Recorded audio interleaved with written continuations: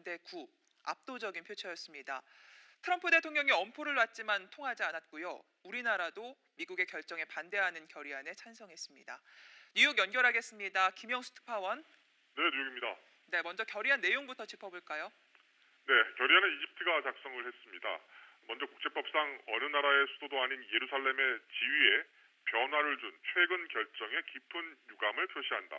또 그런 결정이나 조치는 법적 효력이 없고 예루살렘 문제는 오직 협상을 통해서 해결해야 한다. 네. 그리고 모든 유엔 회원국들은 주 이스라엘 대사관을 예루살렘에 개설해서도 안 된다고 했습니다.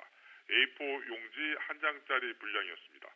미국을 직접 명시하지는 않았지만 사실상 예루살렘을 이스라엘 수도로 인정한 미국을 정면으로 겨냥했다고 볼 수 있습니다. 이 128대 9 정도면 트럼프의 완패라고 할 수가 있을 텐데요. 어느 나라가 찬성을 했고 어느 나라가 반대를 했습니까? 네, 이슬람 국가들 그러니까 이집트나 사우디아라비아, 터키, 아프가니스탄, 이라크 등이 모두 찬성표를 던졌고요. 네. 미국의 우방국들이라고 할 수 있는 영국, 프랑스, 독일, 일본, 스페인 등 유럽 국가들도 대부분 찬성했습니다. 우리나라 그리고 북한도 찬성 명단에 이름을 올렸고요. 네. 반대한 나라는 9개 나라인데 미국과 이스라엘 외에 과테말라와 온두라스, 토고, 마크로네시아, 나우루 등인데 이 대부분 재정적으로 미국의 지원을 받고 있는 나라들입니다. 또 네. 캐나다와 호주, 멕시코, 아르헨티나 이런 나라들은 미국과 매우 가까운 30여 개 국가였는데요. 기권표를 행사했습니다. 하지만 결의안을 부결시키는 데는 역부족이었다라고 볼 수 있습니다. 네, 전날 트럼프 대통령은 반대표를 던져봐라. 그럼 그 국가에 지원하지 않겠다. 이렇게 엄포를 놨는데 이 정도 수위면 사실상 협박이라고 볼 수 있지 않습니까? 네, 그렇습니다. 어제 백악관 강요회의에서 이렇게 말을 했습니다. 미국에서 돈을 가져가는 나라들이 유엔 안보리에서 미국의 반대표를 행사했고 또 유엔 총회에서도 그럴 가능성이 있어 보인다라고 말했는데요. 네. 수십억 달러를 가져가면서 우리를 반대하는 표를 던진다고 하는데 어떻게 하는지 지켜보겠다라고 경고했습니다.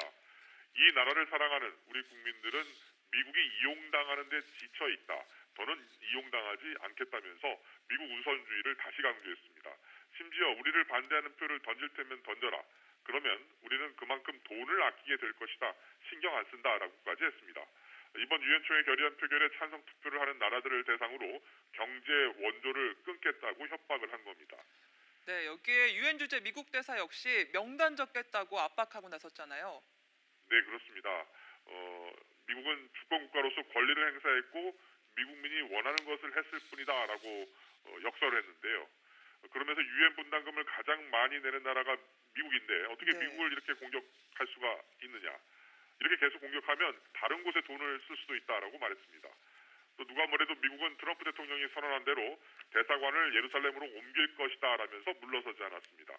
어제도 트위터를 통해서 미국에 반대하는 나라의 명단을 적겠다고 하는 등 강경한 모습을 보였는데요.